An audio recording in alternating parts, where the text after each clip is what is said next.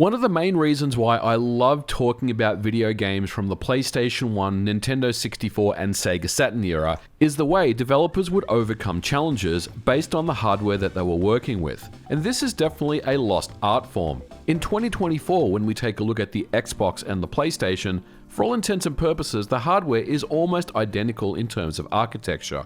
And in turn, when we look at the video games themselves, other than a few differences in resolution, frame rate, and some post-processing effects, the games are one-to-one identical. But you'll notice over on the Nintendo Switch, with a completely different architecture, many ports from the Xbox or PlayStation tend to suffer in terms of their performance. Now, of course, there are always exceptions to this when it comes to the impossible ports, including The Witcher 3, Doom Eternal, Wolfenstein, and a couple of others. But undoubtedly, the best Nintendo Switch experiences are the ones that were built exclusively for the hardware in mind. But this concept is not new. If we go back to the days of the PlayStation and the Nintendo 64, developers would have to be creative to overcome specific challenges. But the question is why? Aren't both PlayStation 1 and Nintendo 64 capable of fast 3D? Well, of course, the answer is yes, but underneath the covers, both systems in terms of architecture are very different, and the way that they handle 3D in turn is also very different.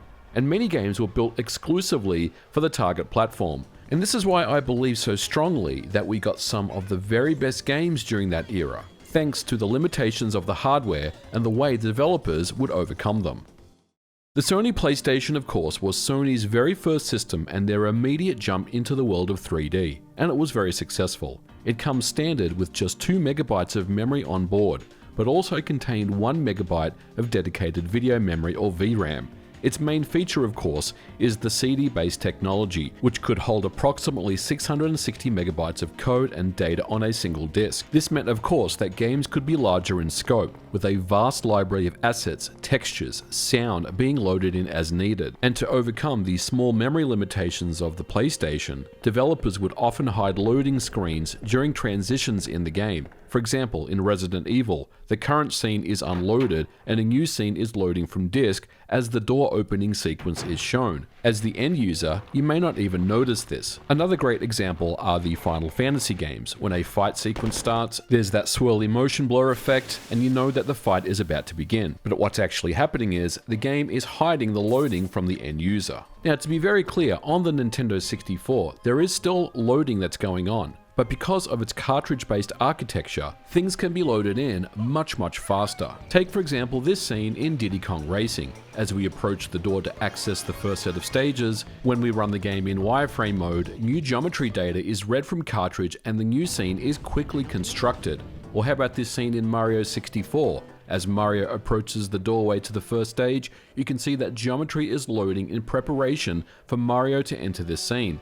It all seems pretty seamless, doesn't it? And unfortunately, the PlayStation 1 had much slower seek times to pull its data from. A great example is Quake 2, technically very impressive on the PlayStation 1, but it's crippled with loading pauses that can really take the player out of the experience. Over on the Nintendo 64, it's quite seamless. And thanks to this very fast cartridge access, meant that some games on the Nintendo 64 would create what was known as hub worlds, which was a central location where a player can simply venture out in different areas of the game and unlock levels as they complete them.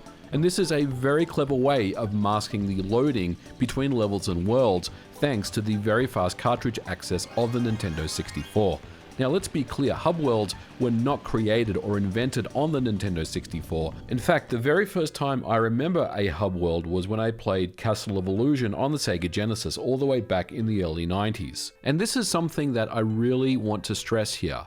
Video game developers understood the limitations of the hardware that they were working with and came up with unique and interesting ways to make things happen. But that's not to say that the PlayStation 1 was inferior to the Nintendo 64. Far from it, in fact. Where the PlayStation 1 really came into its own was its very fast 3D and texture mapping capabilities. Simply put, the PlayStation 1 has much larger texture sizes over the Nintendo 64, and thanks to its very large storage capacity meant that many textures could be stored onto CD. And this is what made the PS1 an absolute beast when it came to RPGs.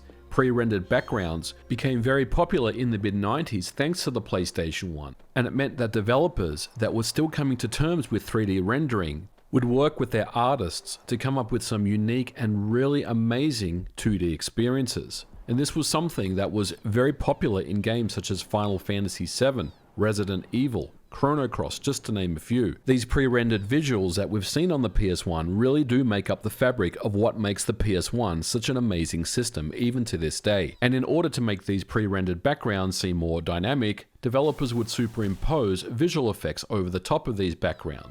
And there are so many examples of this that I've seen in many different PlayStation 1 titles over the years, but let me know what your favorite pre-rendered backgrounds are in the comments below. Now, of course, on the Nintendo 64, there was pre-rendered visuals. Resident Evil 2 was the impossible port that came to the hardware. And of course, there are other examples of pre-rendered visuals in other games. But when we talk about the Nintendo 64, we're talking about full 3D. And while on paper that may sound like it's a lot more powerful than the PlayStation, in practice it also came with its own limitations. Specification-wise, the N64 comes with more main memory with 4 MB, which can be expanded to 8 thanks to the expansion pack, which we did recently cover on the channel.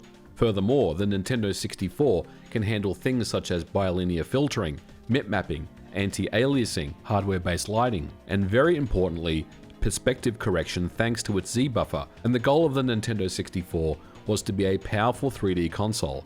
But on the downside, the Nintendo 64, while cartridge-based, only had a very tiny texture cache of 4 KB, and texture sizes were quite small at 64 by 32 size pixels were the maximum size allowed for color textures. Coupled with the anti-aliasing and bilinear filtering meant that many games often looked very blurry with that Vaseline effect that really did turn some people away from the N64. And because of the very rigid texture requirements on the Nintendo 64, this meant that developers had to be very careful when it came to constructing 3D models. And in many instances, to simulate body parts on a character model, they would use what was known as garage shading, which essentially just interpolates color across a triangle using vertex normals, completely eliminating the need for any textures. And as such, this is a very clever optimization technique.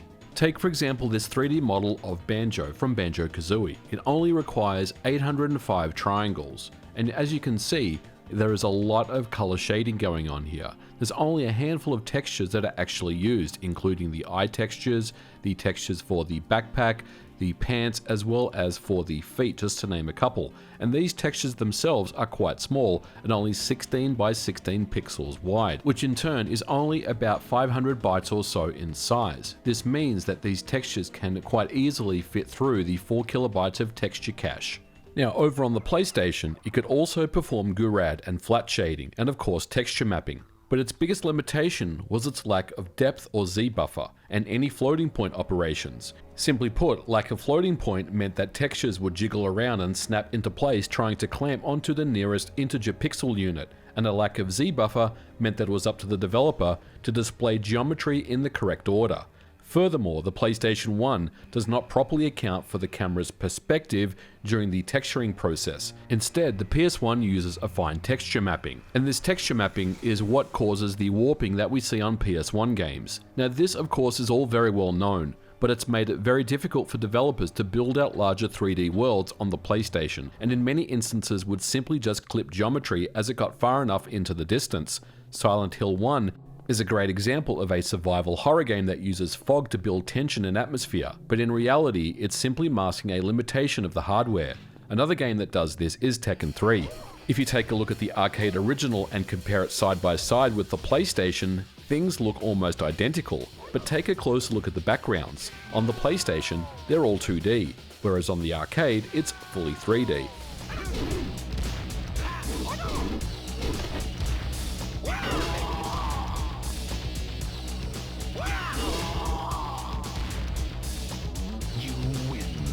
Of course, clever developers could work around any challenge. Crash Bandicoot and Spyro were examples of very well optimized 3D worlds that had hand-rolled Z buffering and level of detail, and it showed that in the right hands, the PlayStation 1 was more than capable of getting the job done. And some of the more impressive 3D games on the PS1 could sit side by side with anything that the Nintendo 64 could do, but it took time and commitment. On the flip side, Resident Evil 2 on the N64 isn't really a game that would ever be meant for the N64, but thanks to its programmable vector-based code processors meant that the developers could simply hand-roll their own optimized full-motion video routines. And speaking of full motion video, that's a great lead into the next subject. Many believe that FMV is a gimmick and adds nothing to a video game, but I disagree. The PlayStation came with a dedicated chip on the motherboard known as the motion decoder or MDEC to decode up to 320 by 240 video footage at 30 frames per second. This meant that developers could incorporate FMV sequences such as intros and outros and just about anywhere they wanted. But it's the clever use of the MDEC decoder that really made it an essential part of the hardware. Games such as Final Fantasy 7, 8, and 9 would often transition from gameplay to FMV almost immediately to really immerse you into the world. Sometimes, especially when you're playing the game on a CRT, you really didn't even notice it. Even more clever use of FMV was a game such as Fear Effect. This game would have looping FMV video backgrounds over gameplay. If you look at the wireframe here, it's a simple quad that's rendering the movie in the background with the 3D models in the foreground, and this adds to the interactivity and the immersion. And it's because you could decode movies very fast that these transitions were also very fast. And for me, Fear Effect is one of those unique experiences that could really only happen on the PlayStation 1 back in the day. Now, of course, over on the Nintendo 64, full motion video was certainly achievable, but many developers would simply not use it thanks to the lack of storage found on the cartridge format. And one of the most interesting examples of this is Mortal Kombat 4. This is one of the games that has ports to both the PlayStation 1 and the Nintendo 64. Now, when you compare these two games side by side, they look pretty close to each other. Both of them run at 60 frames per second, and both of them have a very similar look in terms of fidelity and visuals. But check out this intro sequence at the start of the game with Raiden. On the PlayStation 1, this sequence is a full motion video, but over on the Nintendo 64, it's being rendered in real-time 3D. Responsible for the death of an entire civilization. To rid all realms of Shinnok's menace, I waged a war that plunged the Earth into centuries of dark higher civilization. To rid all realms of Shinnok's menace, I waged a war that plunged the Earth into centuries of darkness and banished Shinnok into a place called the Netherrealm. Now it's up to you to determine which one you think is better. But this is more of an example to show how developers tackled problems in different ways, depending on the hardware they had to work with. Now, last but certainly not least is that the Nintendo 64 offered 4 controller ports, and thanks to its 3D hardware, 4-player split-screen games were achievable, and like pre-rendered backgrounds on the PS1, this became part of the fabric of what made the Nintendo 64 so cool. 4-player split-screen games were not even a thing before the N64, and this was a massive innovation at the time that made many games such as Mario Kart 64, GoldenEye, F-Zero, Perfect Dark to name a few, a fantastic way to play multiplayer games with friends. Over on the PlayStation, of course it's possible to have 4-player games thanks to its add-on. But just like full motion video on the Nintendo 64, 4-player split-screen games on the PlayStation 1 was not very common.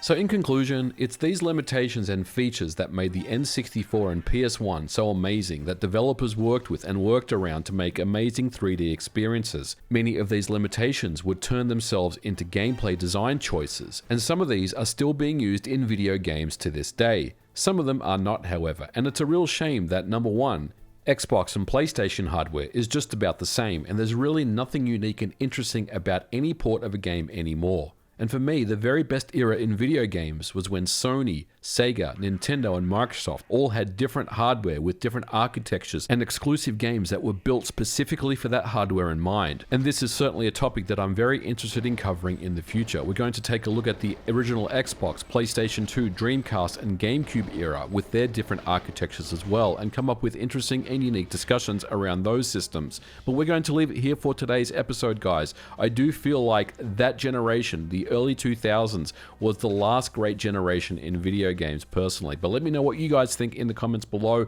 Let me know your thoughts, opinions, and experiences playing PlayStation 1 and N64 games back in the day. For now, we're going to leave it here, guys. Thank you so much for watching. If you liked this episode, please don't forget to leave me a thumbs up, and I'll catch you guys in the next one. Bye for now.